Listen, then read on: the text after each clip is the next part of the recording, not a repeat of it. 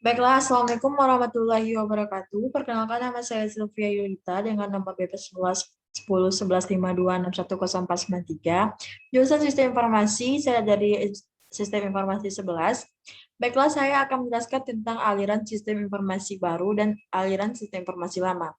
Di sini saya sudah punya soal, yaitu beberapa soal, dan ini ada jawabannya. Baiklah, di sini ada soal yang itu tentang farmasi.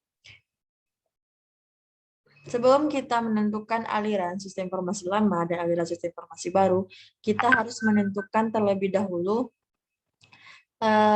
apa-apa saja variabel yang ada di dalamnya. Yaitu yang pertama kita bisa baca di sini, yaitu ada gudang farmasi, itu juga ada supplier, terus ada puskesmas, dan ada pimpinan gudang farmasi. Setelah kita mengetahui variabel apa saja yang terdapat dalam soal, lalu kita lanjut ke perancangan sistem informasi. Yang pertama kita rancang dulu aliran sistem informasi lamanya, yaitu yang pertama yaitu gudang farmasi melakukan permintaan obat kepada supplier dan supplier melakukan pengecekan terhadap daftar permintaan obat dari gudang farmasi dan melakukan pengiriman obat kepada gudang farmasi. Berarti di sini gudang farmasi mengirimkan permintaan obat kepada supplier.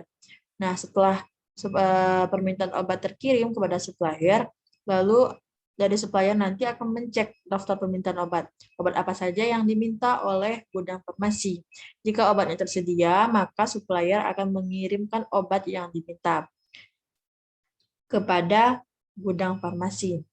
Gudang farmasi akan menerima pengiriman obat dari supplier dan melakukan pengecekan data obat. Setelah obat dikirim, maka akan dicek lagi oleh gudang farmasi.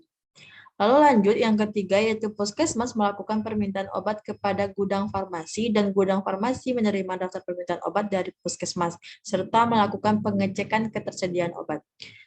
Nah, di sini puskesmas melakukan permintaan obat kepada gudang farmasi. Nanti dari daftar permintaan obat yang diberikan, gudang farmasi akan mencek ketersediaan obat dan mencetak SBBK, yang mana SBBK ini surat bukti barang keluar, dan memberikan obat yang diminta. Untuk diketahui, tanda seperti ini itu menunjukkan tanda yang dilakukan secara proses manual. Lalu, jika obatnya tersedia, maka SBBK akan diserahkan kepada bagian puskesmas.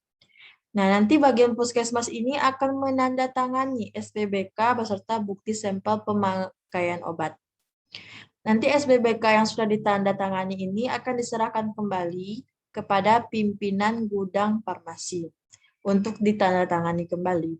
Nah, setelah kedua pimpinan dari puskesmas dan pimpinan gudang farmasi menandatangani SBBK, maka SBBK tersebut akan diserahkan kembali kepada gudang farmasi.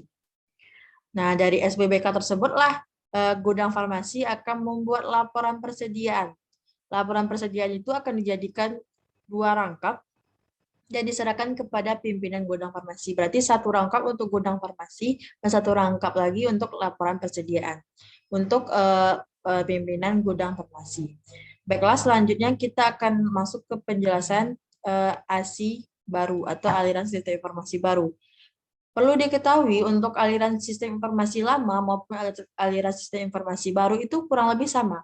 Hanya perbedaannya terletak dari cara pengerjaannya. Di mana aliran sistem informasi lama itu masih menggunakan cara atau metode yang manual gitu. Sedangkan pada aliran sistem informasi baru itu sudah menggunakan metode yang modern seperti terkomputerisasi. Seperti kita bisa lihat di sini, gudang farmasi melakukan permintaan obat. Nanti dia dari ke supplier. Nah, supplier akan mencek daftar permintaan obat. Nah, di sini ada perbedaan tanda yang digunakan, yaitu tanda persegi panjang. Yang mana tanda persegi panjang ini melambangkan bahwa pekerjaan tersebut dilakukan secara komputerisasi dan mengirim obat yang diminta.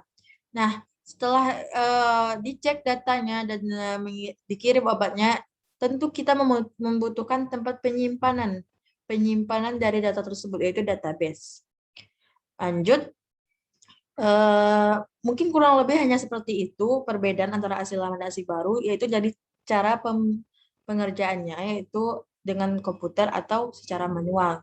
Mungkin hanya itu yang dapat saya jelaskan. Kalau ada salah dan janggalnya saya mohon maaf. Saya tutupi dengan Assalamualaikum warahmatullahi wabarakatuh.